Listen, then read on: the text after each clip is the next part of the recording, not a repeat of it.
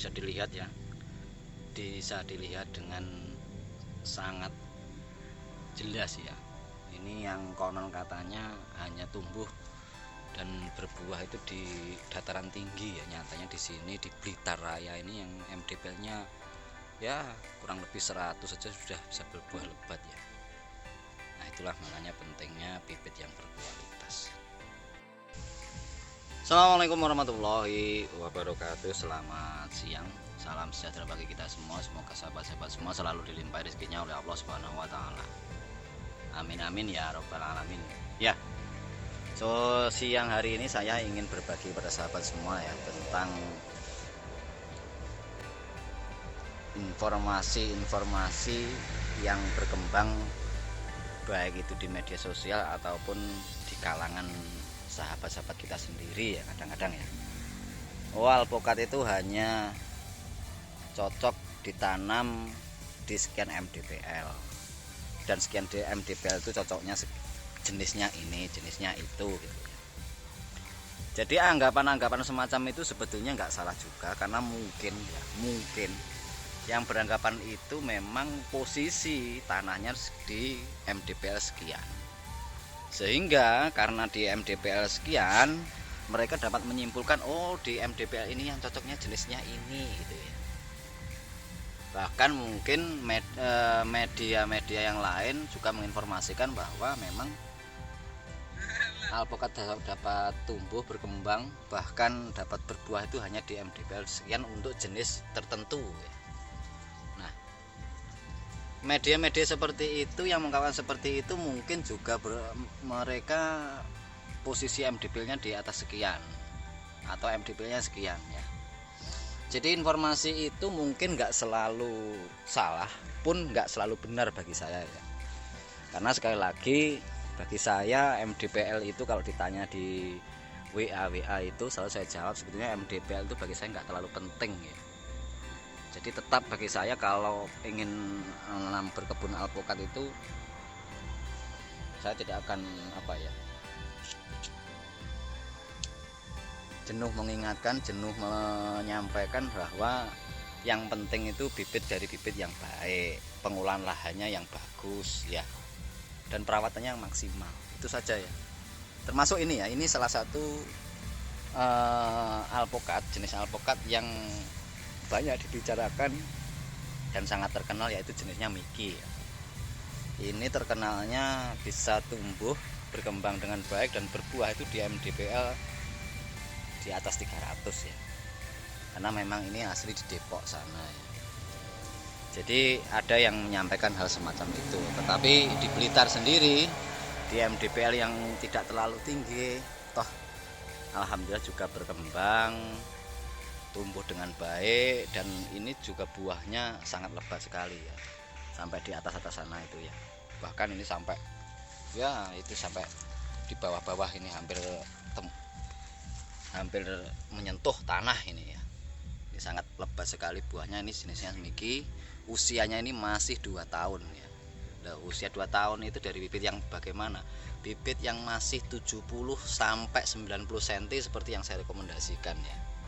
Cuma sekali lagi kalau kita itu pola penanaman benar, bibitnya udah baik ya, tinggal perawatannya yang maksimal ya. Ini sangat kelihatan ya, kokoh sekali, daun-daunnya sangat sehat sekali, batang-batangnya ya juga sangat kelihatan. Dan di sini di tanah ini kita uji beberapa item ya. Di sini ada Miki yang nanti di sana lahan sebelah itu kita akan tunjukkan ya beberapa jenis yang konon katanya hanya bisa berbuah di mdpl di atas 400 ya. Nanti akan saya perlihatkan videonya ya. Ini Miki yang jelas sangat sudah kelihatan, usia masih 2 tahunan. Ini buahnya sampai di menyentuh, hampir menyentuh tanahnya seperti ini ya. Ini Miki. Coba kita bergeser ke jenis-jenis yang lain ya. Coba bisa dilihat sahabat ya. Nah kalau yang satu ini sudah nggak bisa diragukan lagi ya. Ini jenisnya aligator ya. Usianya ini ada 2 pohon aligatornya di sini sama di situ itu. Ini usianya 3 tahun lebih dari 3 bulan ya. Ini sudah berbuah 2 kali, bukan tipu-tipu ya. Nah, Ini aligator juga sangat ya lebat sekali sampai menyentuh tanah pula ini. Ini aligator sampai di atas sana. Ini kelihatan ya.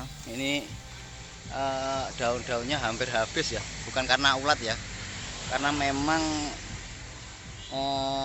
jenis aligator dan jenis-jenis yang kita kembangkan itu pola stressingnya tidak menggunakan ulat ya, tidak secara itu. Jadi kita memang sudah ada rekayasa dari awal. Jadi stressingnya itu dengan dia menggugurkan daunnya sendiri ya, sehingga setelah gugur itu akan langsung muncul bunga-bunga dan ini buahnya bisa dilihat ya, lebat sekali ya. Nah, perawatan itu ya, masuk di sini juga ada aligator ya. Kalau ini sudah tidak dilakukan lagi, ini di 0 mdpl sampai di atas 1000 tetap oke. Ya, di sini juga ada Markus. Nah, Markus juga sama. Ya, ini usianya juga sama. Cuma sekali lagi ya, Markus itu dari segi kontur pohonnya memang sangat besar sekali ya. Jadi usia sama begitu, tetapi secara kontur ini percabangannya maupun batang utamanya ini, wah ini sudah benar-benar besar sekali ya. Ini usianya juga 3 tahun 3 bulan dan ini sudah berbuah 2 kali ini ya. Nah itulah makanya saya bilang sekali lagi pentingnya bibit yang berkualitas ya, pengolahan lahannya yang baik ya, yang maksimal, dan perawatannya juga yang maksimal itu, sehingga ini bisa sesuai apa yang kita harapkan itu ya. Ini sampai di atas sana itu sayang sekali masih buahnya agak kecil-kecil jadi kurang begitu jelas ya, tetapi ini sangat penuh sekali ya. Ini jenisnya Markus. Kalau yang di sini ini juga ada yang konon juga dapat berbuahnya di mdpl yang tinggi ya. Ini jenisnya khas ya, bisa dilihat ya, ini juga sangat lebat sekali ya. Waduh, sayang sekali ini hujan ya. Ya nggak apa-apa lah, tapi pada intinya saya berbagi pada sahabat itu poin pentingnya adalah bahwa alpukat itu tidak hanya dapat tumbuh berkembang dengan baik, tidak hanya berbuah di mdpl yang tinggi gitu ya. Jadi penting, sekali lagi saya ulang bahwa kalau mau sukses berkebun alpukat itu tetap 3. Saya tidak akan jenuh untuk mengulang. Ada aligator ya. Yang pertama bibit yang jelas, kedua pengolahan lahannya yang bagus, dan yang ketiga itu perawatannya yang maksimal. Nah, jadi item-item itu kalau kita bisa memenuhi, insya Allah ya, alpukat itu dimana saja di mdpl berapapun dapat tumbuh berkembang dengan baik dan tentu dapat juga berbuah. Nah, jadi sekali lagi mdpl itu kalau pedoman saya itu tidaklah penting, terlalu amat penting ya. Yang sempat terputus ya videonya karena hujannya deras, terpaksa saya harus melarikan diri untuk berteduh ya. Di sini juga ada si manis ya, si manis RG. Ini di sini juga ada puerte, ternyata ya itu ya. Jadi kalau bagi saya itu sekali lagi ya, mdpl itu ya bisa menjadi acuan, tetapi bagi saya nggak terlalu penting. Tetap bagi saya yang penting itu bibitnya bagus, bibit yang berkualitas ya, pengolahan lahannya yang tetap maksimal, yang ideal, yang minimal standar lah ya, dan perawatannya harus maksimal ya. Jadi saya akan terus mengulang-ulang itu agar sahabat itu punya pedoman kalau mau sukses berkebun alpukat itu kuncinya nggak terlalu ribet-ribet ya. Pak, saya itu mdpl-nya hanya sekian, itu cocoknya jenis apa, nggak usah terlalu terpaut dengan hal itu gitu ya. Maksud saya pembuatan videonya ini itu. Jadi bisa langsung eksekusi ya, bisa langsung bergerak, dan alhasil bisa langsung segera kita dapatkan hasil yang tentu saja bisa kita rasakan untuk menambah ekonomi ya. Kalau mungkin sementara alpukat ini hanya bisa dipakai untuk ya sambilan, saya berharap ke depan alpukat ini bisa menjadi mata pencaharian utama ya. Dan sekali lagi ya, kita harus betul-betul concern, betul-betul kita merawat dengan baik, dengan maksimal ya.